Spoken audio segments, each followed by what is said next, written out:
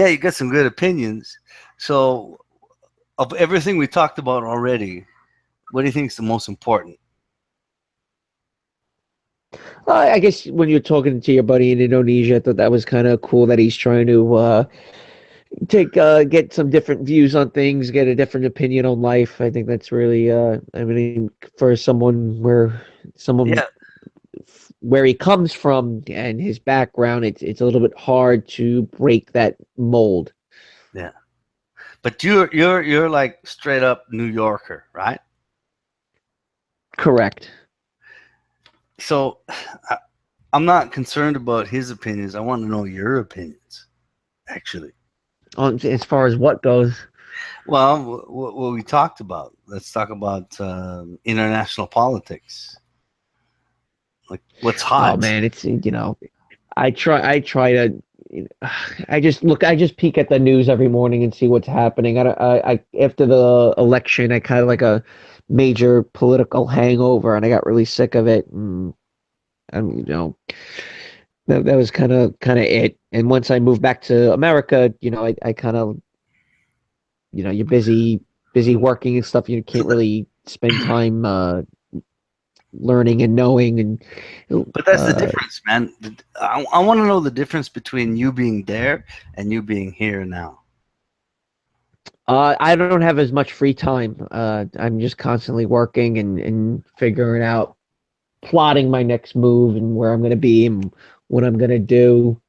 And so while I was in Cambodia, I had much more free time to sit, read books, talk with friends, learn a little bit more about the world, be a little more philosophical. I do miss those aspects of being an expat in Southeast Asia. That's for sure. Would you do it again? Yeah, no doubt. If God willing, if I don't have kids and things go right, I'm definitely going to retire and move back over there. If that opportunity still presents itself. I mean, Cambodia and Southeast Asia is obviously going in a very different direction. I don't think they'll have Yeah. the same visas and openness in the future. Yeah. Well, you got to play the game, man. You got to play the game with the countries. And Well, then, they're marching towards what we have in the West, and yes. there's only a matter of time before you start receiving credit card bills and mortgage bills and what have you in the mail in Cambodia. It's only a matter of time Yeah. before that happens. Yeah. I said to MGTOW Expat, I said, like, look, man, if I could tomorrow, I'd fucking be on a plane back to Indonesia. But then when he told me about what's going on in Cambodia, I'm like, wait a second, maybe I would be on a plane there. Maybe that's where I would go. I he stays away from a lot of the politics and stuff that goes on in Cambodia. I think I speak the language better than he does, and I kind of submersed me. He's more like a fly on the wall living there. He kind of avoids the people. He's really gone his own way Mm, and veered away from a lot of things that go on mm. within the country. I didn't. I tried to learn them, try to understand them, Try learn to their adapt. Yeah. thinking. Yeah, I had to work with them. He doesn't have to work around Yeah. them, which to his Absolutely. benefit. Yeah, that's the biggest You difference. know. That's the biggest difference. I when I was there, when I was in Indonesia, I had to work with them. Like I had to fucking sit down at a table and agree or disagree with them. And it seems to me that Which means you have to agree. yeah, absolutely, absolutely. And it seems like he just he doesn't have to do that, and No, that's he fine. doesn't. And that's a good thing and a bad thing in a sense. Yeah, So like when I ask him about what's going on with so and so, he's like, I have no idea. I don't pay attention to any of those things. yeah. But in the end, you it depends on what you're doing, but you do have to know what's going on with those things. I Like, completely agree with you. like you have to understand, like what do people agree with in my little neck of the woods, and what do they not agree with, especially if you're a foreigner, man. Right. And this is why I said, if you want to be an expatriate The number one rule is do not make any enemies. Zero Hmm. enemies. You don't want a single enemy. So you decide for yourself what needs to be done to make that happen. That's up to you. But the rule is don't make any enemies. Number one. And don't make waves either. I mean, Indonesia seems a little bit more violent than Cambodia from a bird's eye perspective. Well, and that's the thing is like as an expatriate, especially from a North American, European country, right? Our culture, the kind of things we understand. When you come to places like this, the number one rule is do not make an enemy. That's it. Full stop. With a local, especially. With anybody, man. You're just like you're friends with everybody.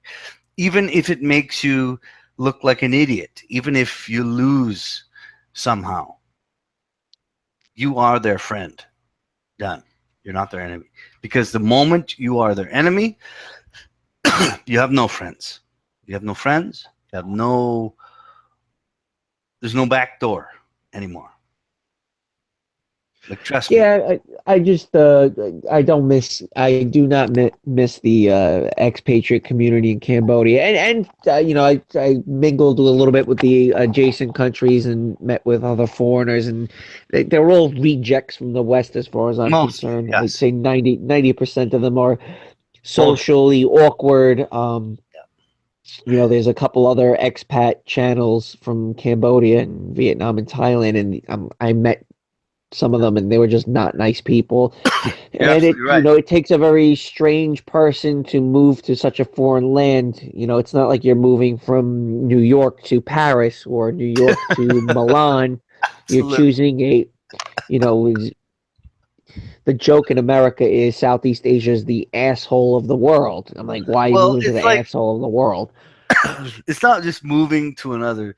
Look, moving from Paris to Milan, or I mean, I'm sorry, New York to Milan, or New York to Paris, or New York to London. I mean, that's like going from the Earth to the Moon, right? But Right. if you're moving to Southeast Asia, you're going to fucking Mars or Venus, man. Like it's Right. you don't understand anything, nothing. You understand nothing, and we're all on the same fucking planet, the same planet, but we still understand nothing about how we communicate, talk, take a shit, like even take a Right. shit. Prepping food, having Yeah, sex. yeah, absolutely. I mean, just to do that is incredible. So that's why I said the number one rule is don't make an enemy. Yeah, Everybody's your I friend. don't remember if I really I'm just trying to recall like people that I couldn't stand while living there. I hated most of them, Yeah, honestly. of I course you really will. think they're all just Don't make them your enemy. I really don't like British people. I hate British people and I I hate hate British the people Dutch. too. Yeah, I really think they were not nice. Australians were okay. I don't know. I like the French. The French were really cool. Germans were really cool. Scandinavians were really weird. They were very foreign to me. I'm like, they were like, what the hell? What planet do you guys come from? Oh But yeah, it was cool. I enjoyed it. It made me a better person, and it's definitely helped me better myself moving back to America. No doubt about it. no, it's better to be among the people that you understand. Because trust me, man, like I had the same experience as a foreigner there. Like you don't run into like if you're an American or a Canadian and you happen to be in a place where a lot of foreigners congregate, maybe a bar, a pool hall, a nightclub, whatever. You congregate together, right? And like, hey, you're from Canada. I know you, right? Right. And then you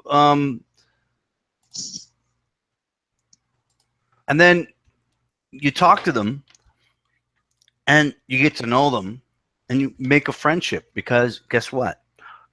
Oh, I'm from. Oh, you're from New York? Yeah, I'm from New York. Well, guess what? I'm from fucking Toronto, or I'm from England. I'm from Australia. There's a connection. There's a Western connection when you're traveling. Like, you understand it, you believe it, it works. But in the Right. end, but in the end, you're not the same people, and you realize that people come to these countries to basically blow their load where they can't get away with it in their own place. You know what I mean?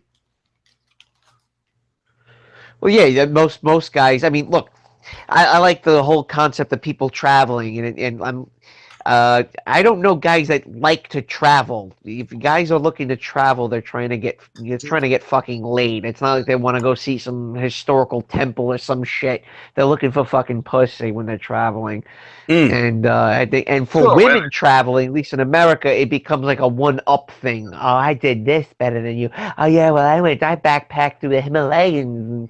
For guys, it's like I don't want to fucking do that. I just want my dick Yeah, touched. yeah. Chris, send me a link or something. Wait, hold on 1 second here.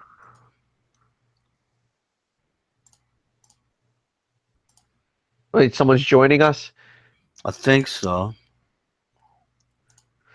So anyway, let's go back to what we originally the topic was MGTOW related Yeah, yeah, issues. yeah. Good So idea. I'm working on just the general narcissism with Western women, and I'm starting to realize that how much Disney has become much more prevalent Mm. in American culture all of a sudden with women that are They in their own everything. 20s, mid 20s. Well, it's something with Disney. I don't know what's going on with this whole Disney fetish for a woman that's much older. And, you're supposed to get over Disney when you're like 10 years old. And now I'm seeing this big influx of women starting to like Disney all over again in their much later years, which I find to be very strange. Well, the question I have is why are we still saying the name Disney? Like, what is it about Disney that makes this It's thing real? fantasy. It's fantasy. That's the thing, man. It's fantasy. That's it's fantasy, and I see a lot of women that are now trying to live a fantasy life or an imaginary life. It's very strange what this is doing and this what it's becoming. I mean, you're supposed to move on with those things, yet women seem to be regressing back to an infantile stage, to early childhood, trying to live out a Disney movie. Yeah. Look, this, this is the thing, man. Women are okay. Women are not the same as men. The difference is that women are very attracted to simple ideas. If you give a woman a Yes. simple idea, wait, Add me to the channel, dude. are you here? Yep, the channel stopped all of a sudden. Are you here? It's spinning. Huh? What? You need to send me a friggin' link, dude. I did. I can't just join it. You need to send me a link to the YouTube live chat. Okay.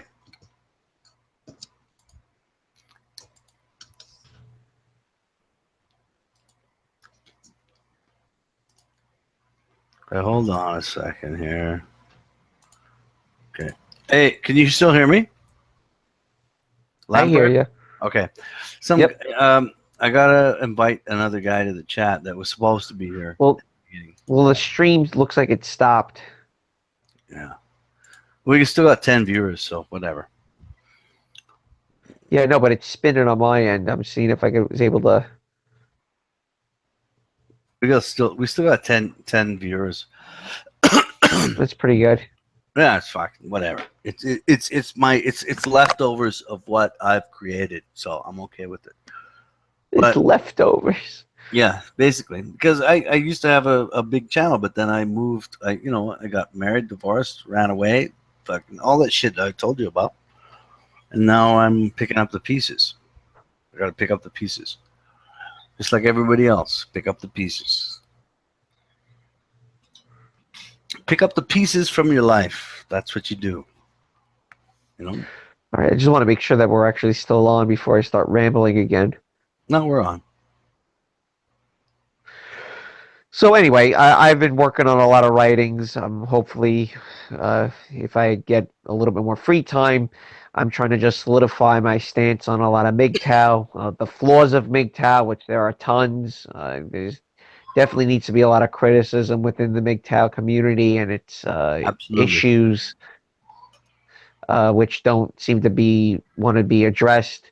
I don't believe in a lot of these false icons. I know MGTOW Expat loves Molyneux. I'm not a. I like Molyneux. Don't get me wrong, but he's definitely has his.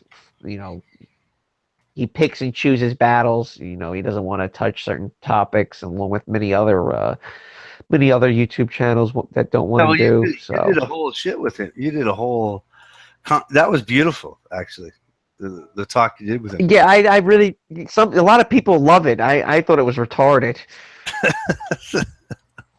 I really did. Awesome. I was not it was not my proudest moment, that's for sure. That's probably the bottom list of moments that I regret. Well, the thing I couldn't get my point across. He wouldn't let me get my point across, and that's part of his shtick. Of course he wouldn't. He wouldn't let you. He wouldn't let you get a point across, and that's his shtick, and that's what he does. I felt bad. I was pretty pissed. But it's something, man. I guess I just it'll get lost in the sands of time on the internet. That's for sure. It will. It will. Hopefully. Everything does. Everything gets lost in the sands of time. Pretty soon, nothing exists anymore. And in the end, all we're worried about. Yeah, in the end, we're worried about, like, what did Bush say? I'm sorry. What did Trump say? What did fucking what's his name? Kim Jong-un. What did he say? Right. And where is that going to lead us? Really? Where is that going to lead us? Yeah, nowhere. Nowhere, man. It's going to lead us to fucking nowhere. Right. And we're going to keep talking about it as if it was real. What a load of shit. Right. Yep. We're just on this. We're only here for a very short period of time, man. You know what's real? You and me talking. That's real. That's real. But what I'm curious about is, what do you see as far as women on the West Coast? Like, what are your social observations of them in public? What are your in public? Yeah, in public, what do you see? I mean, I'm a social observer. A lot of my writing is based on observation of Western women in a social setting. That's a lot of my writing is based on that. My opinion or my observations of women in the Western social setting, especially since I've been back, is that they are mostly very hedonistic. And what do you mean by that, though? You use that word quite often, but I'm trying to understand, like, what your definition of it is, and what do you mean? What do you see? Well, hedonistic to me, especially for women, it's just like pleasure of the self. I mean, that's the definition: pleasure of the self. Women are they're so determined to look upon themselves as being pleasured. Give me pleasure, whether it come from you or myself. I want pleasure. Okay, and they're narcissistic, which means they want attention. Like, women basically want to stick an object in their pussy and let other people know that they're doing it. Like, a lot of women are like that, and I don't understand it. I'm like, what happened? Why? Well, the one thing I found very strange coming back is how much more attention-seeking they are versus women in, let's say, Indonesia or Cambodia. Cambodians don't. The women don't really. They're not seeking attention. Yes. I mean, of course, everyone loves attention, but there's not this overt, like, I need to be looked upon. I need an attention supply. It's Well, They're that's narcissism. Narcissism yeah, it's is, narcissistic supply. Yes, I yeah, know. it's basically an unhealthy, it's an unhealthy need for attention to the self. That is narcissism. And a lot of women are like that here. But it's not just that. They also are hedonistic, which means they need to have pleasure with that. Like self-pleasure. I mean, women are sticking all sorts of garbage up their cunts on video, on camera, and making money. Well, that's fueled by guys, though. I mean, make no mistake about that. It's not, it's not fueled by Guys are guys. fueling that.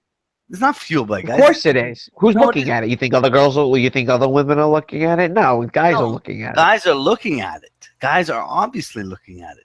But you have to understand, why do you need this narcissistic understanding of yourself? Look, yes, of course, a guy is going to look at you shoving something up your cunt, but do you need to do it? Like, who's stopping you from doing it? Well, she has nothing else to offer. Yes, exactly. And she's going to know. do it because she's making money, and it is her as a person. That's what they do. Women are narcissistic. Well, yeah, well, but again, that's a American, North American concept. That's part of the individualism, and you have to understand we throw the word narcissism around a little too broadly. The Americans are Not enough with they have women. a right. Well, women tend to have narcissistic traits when they're younger because that's when they receive the most attention from Tell guys. tell tell Once they that to the usually 30-year-olds posting their pictures on fucking Facebook. yeah, but no one's paying attention to those women Yes, anymore. they are. There's tons of men, and this is the whole Oh, point. dude. There's Those tons guys of are men. fucking retarded. Yeah, fine. They might be retarded, but the point is, women will use the only value they have to the last extent they can do it. They will use it. They will use Oh, their tips. but they'll keep using it. Yeah, of course. I mean, The but moment, obviously, no one's really following a 35-year-old's Instagram pictures nearly anymore. well, it depends on how old the man is that's watching it, and it depends on how well she's taking care of herself. But the point is, a woman's only option is narcissism, herself, her beauty, her looks, her youth. That's all she has. And she'll milk it till she can't milk it anymore. All right, but that's for a select few. I mean, Well, those it's all, women are the ones that are attractive. A woman that's a fat, obese, in a wheelchair, or has they, some disorder, she's gonna have to bring something else to the table besides her vagina. yeah, but she's dead in the water. But the point is like feminism has allowed her an avenue to exist longer. Like her wall has extended 5 to 10 years because feminists said, "Hey, I fat disagree. fat women, No fat one's women are fucking. No attractive one wants too. 30-year-old man. At the end of the day, no guy Fat wants women." to. Guys are not going to be too keen on banging some old fucking Yeah, bitches. I mean, but what we're talking about is manipulating the minds of men and women when it comes to sexual convergence. Basically, what we're having here is fat women going, "Oh, feminism says I'm pretty too. I'm pretty too. Look how fat I am. I'm pretty." yeah. Well, they can say all they want. They know it's not reality. They're just trying to manipulate the reality of what men like. They can do what they want, but it'll work. It will Well, work. look at the most popular porn stars are not skinny little fucking broads. They're actually pretty big ass women. Mm. And then you look at the most popular porn stars also don't have tattoos. So, what Well, it's not just sells is porn. It's not just porn. I mean, porn is a big thing about it. It's not just porn. I mean, young men, like, remember when you were like 12, 13, 14, 15 years old as a male, and you saw a picture of a woman, you didn't have to see her in some kind of pornographic pose. You didn't have to see her completely naked. All you needed was like a little bit of tit. yeah. That's all you needed. And you were like, whoo, you know, it turned you on, man. That's all you needed. Right. But now, But you see, yeah, go on. no, keep going. Sorry. Well, that's funny you mentioned that because we're now where women are now like almost like naked now in the Yeah. West. It's you become desensitized to it where it's really not appealing anymore. Now, while I was in Cambodia, the women are they're covered head to toe, and as soon as I saw a little bit of skin, it was like I was a 15-year-old again. Nice. Perfect. Yeah, so it had like an opposite effect. Like, Yeah. oh, I want to see more. I want to see what else she's got. Where if she's, I'm walking around the mall today with my best friend, these 18, 19-year-old girls, like you see like the bottom of their ass cheeks. Yeah. I'm like, that doesn't even really do anything for me. Absolutely. So it's actually, I'm writing about that, how it's actually reversed where guys have become so desensitized to it that way. You see it, and that's enough to be stimulated that you don't even want to pursue it. Yeah. Yes. Holy fuck. I'm sorry. Right. I was trying to get around to that. It took me a while to get around to that point, but Right. So the burqa, in a sense, you see when a woman's in a burqa, you don't see it. But let's Mhm. just say hypothetically, you could see her face and you could see somewhat of an outline of a figure. You're like, oh, I'm a little bit intrigued. I want to see. Let me see what's underneath the hood.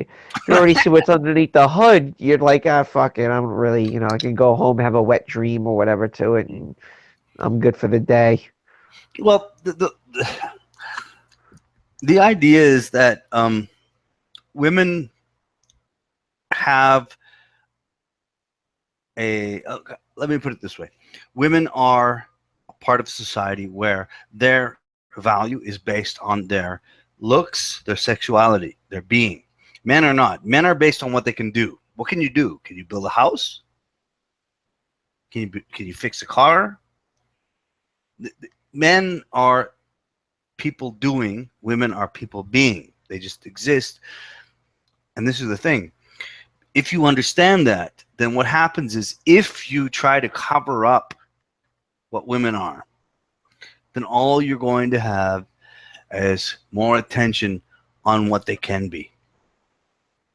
And that's the way it's always been. It's the way it always will Well, be. they're dropping the ball because even with divorce court and the cost of raising a family and stuff, guys are still willing to get married, but unfortunately, a lot of these women don't have the right skills to be in a marriage. Guys Well, they still can. do. Yeah, they can. Guys still have the ability to be in a Yes, marriage and hold it down. Women do not. they can't. They These can't. women they like, yo, can you cook this? Can you do that? No, Like, they no, can't. no, I can't They do don't have the that. skills. Right. What about, can you handle looking over my bank account or whatever? No, I can't do that either. I'm like, okay, so what the fuck can you do besides me You have fucking no you? worth. You have no value. Nothing. So I'm like, you know what? You're pretty much useless to me. And Right. that's also fueling women not having sex anymore. There's, Yeah. a lot of things. I mean, Molyneux's dead wrong. And a lot of guys his age don't understand that the women in the West are not having sex at all. They have the sex drives of grandmothers. They don't do shit. I'm serious. Women have an ability to turn it off like overnight, like the snap of a finger. They can go the rest of their lives without, having sex. It's not an issue for them. No, For no. guys, it's an issue, and a lot of, Molyneux thinks women are out there screwing everything. A lot of conservative talk radio guys think of this also. They're not doing anything, and it's a very simple figure: is that there's no children. That if women were still having sex, women want to have babies. That's a fact. I mean, that's just like guys wanting to get laid. Women want to have babies. The aspect of this is that women are completely turned off their sex drive because number one, guys don't really want to get married because the women don't have the skills for marriage. That Hey, women have all hold on their a second, man. resources. I gotta take a piss. I'll be right back. All Hold on. right. So he's gonna go take a piss, and I guess I'll keep on rambling. Women don't. First, women don't really like sex. You kind of have to like force it on them, and then they kind of give in. They're like, oh, all right, yeah, that feels pretty good. So that's the one thing about women, and a lot of guys keep chasing, thinking women have the same sex drives as men, which is fueling a lot of problem with like social media apps, and Instagram and Tinder is another good example of how Tinder has completely plummeted. I mean, that worked for like a few months and then it completely fell apart because guys would be swiping right, I think, right? That's when you like someone, swiping right to everything they see. You want some dick? Oh, do you want some dick? Oh, do you want dick? And women just like, oh, fuck this. I'm not gonna bother with this social app anymore. And yeah, women are gonna have sex with a complete stranger. Like, obviously not. That's not gonna happen. And for whatever reason, guys that are lowbrow, Neanderthal, and stupid, they continue to keep fueling the fire and adding to the problem. So anyway, how many people? 8 people watching. All right. You guys leave a post? Are you guys out there? Hey, man, sorry. I really had to piss. I was holding that for a while. Okay. It's all right. Ugh. But what So you were anyway, saying? Yeah, go ahead. I was talking about how a lot of guys continue to fuel the fire. And even my best friend, he's following women on Instagram that he's never met. I go, why are you doing that? That's a very stupid, stupid idea to be doing such thing. You're fueling the narcissism. You're fueling the attention, the gratification. What you're supposed to do in order for a woman to get a guy's attention, you're supposed to fuck. You're supposed to put out. Yeah. You're not, you don't get, you're raping my time. You're taking my time away from me. Why should I give you my time? You understand that that's what it's Yeah. about. You're giving your time, you're giving your energy away and getting absolutely nothing in return. Absolutely. And and that's really what MGTOW is supposed to be. It's about time, energy, conservation. Okay, but now who's going to fill the gap? So you have all these white guys now that are completely checking out of reality. Guess what's going to move in? Then you have other people from the races and nationalities that are going to Yeah. just come in and take your women Yeah. Absolutely. And that's the whole because they're point. more aggressive. Yeah. They're very more aggressive. I mean, if you consider the uh, Middle Easterns that are coming into Europe and the North Americas, these people don't give a fuck. They're like, I'm coming in here. I know I'm going to reproduce. I have no concept of healthy reproduction or anything like that. I'm going to come in here, No, make babies. I'm going to reproduce. I'm going to become a part of your population. That's it. And they love it. And it's okay. They'll do it. And they laugh. They laugh at it. Yep. The Syrians that are in Europe right now, they're laughing. They're going, ha, ha, ha. Watch us take you. Yep, that's yeah, totally. That's it's inevitable. I mean, every society starts to collapse. I mean, whether provoked or unprovoked. I mean, it's just the way it goes, man. I mean, it's just I find it's going to be really interesting for America and most Western countries on why monogamous relationships were embedded for the past 2,000 years. Yeah. That's going to be the most interesting thing I'm going to find is how that's going to collapse right in front of us in our lifetime. That's going to be really interesting. Well, have you reproduced already? Have you had children? No, Okay. nope. Okay, good. I have, and I have to worry about that now. Like, I have to think, like, holy Yeah, shit, what the fuck? yeah. What am You I worry gonna? about his future. Yeah, I have to worry about his future, and every day I have to worry about that, man. I mean, that makes me a part of who I am right now, and I have to think, like, holy shit, like, Yeah, but where's the rest of your community? Do you have a community? Do you have I have a family, and I have a community, but the community, it's weak. It's very, very weak. It's very weak. Yep. It's again. It goes back to the individualism. It goes Yeah. back to all the things we're talking about again. Well, like when And I was that by design? Is it because of the computer? Is it because of technology? I mean, there's a lot of different ways of looking at that. yeah, a lot of different ways of looking at it, and I'll tell you, man, like I didn't plan.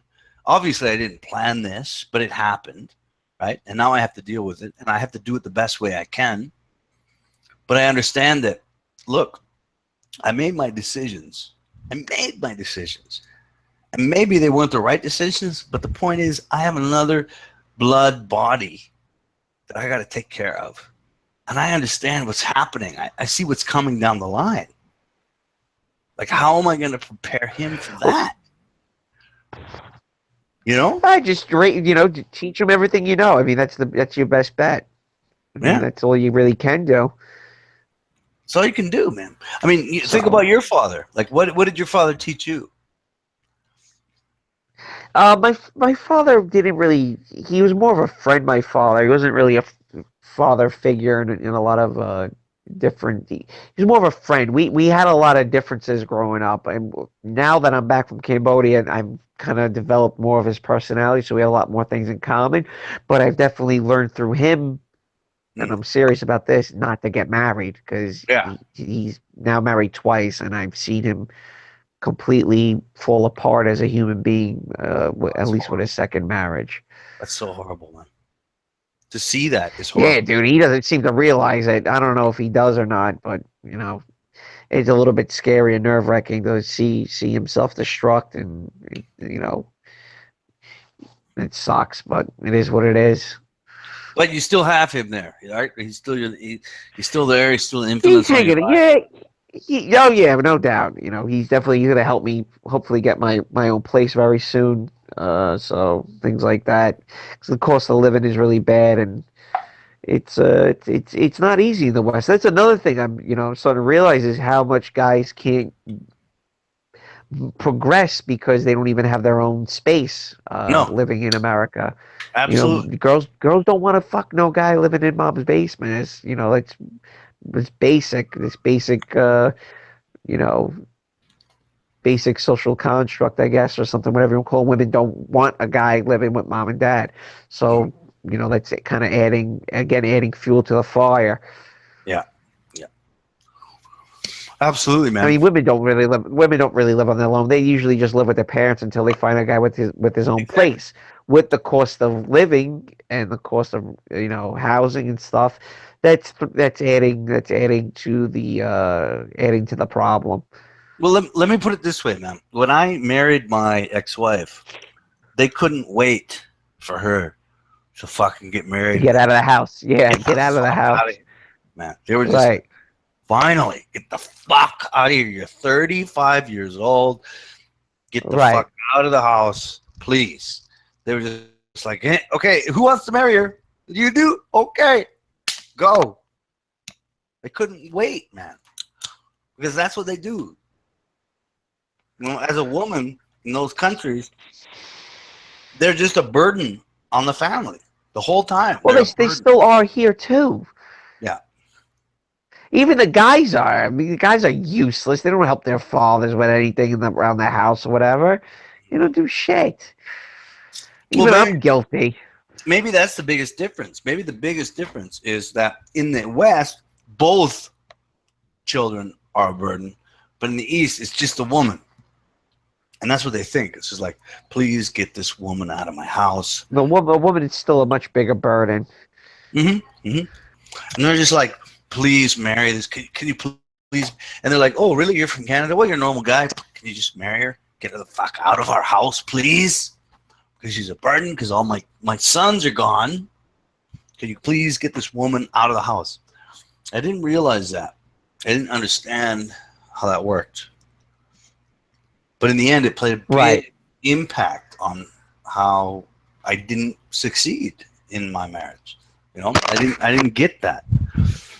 Well, see, she was 35 when you got married. Yes, is that what you're telling me? No, she was about 5 years my junior. Oh, that's right. Right. Okay. So I would have been 30. Hold on, 32. She would have been 27, maybe around All right. there. That's about a healthy age to get married. Yeah, yeah. Well, right. That's what I thought. That's why I did it. But it Yeah, I didn't think matter. late 20s. For a guy, it should be late 20s, early 30s. For women, it should be like, I guess, as young as possible, but no older than like 30. Yeah, yeah. And she had an older sister who was like 3 years her senior who hadn't been married yet. So you got to understand, her family was like, thank fuck. The pressure was on. Yeah, they were like, thank fuck, somebody's gonna marry her. Get her the fuck out of her house, please.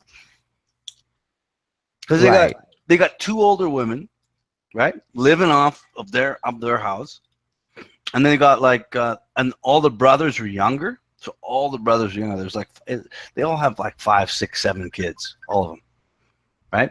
So two oldest women. The oldest didn't get married, but the second I married, and they had 3 younger brothers besides that. And when I married her, and none of them have been married before. So when I married her, they were just like, holy fuck, woohoo!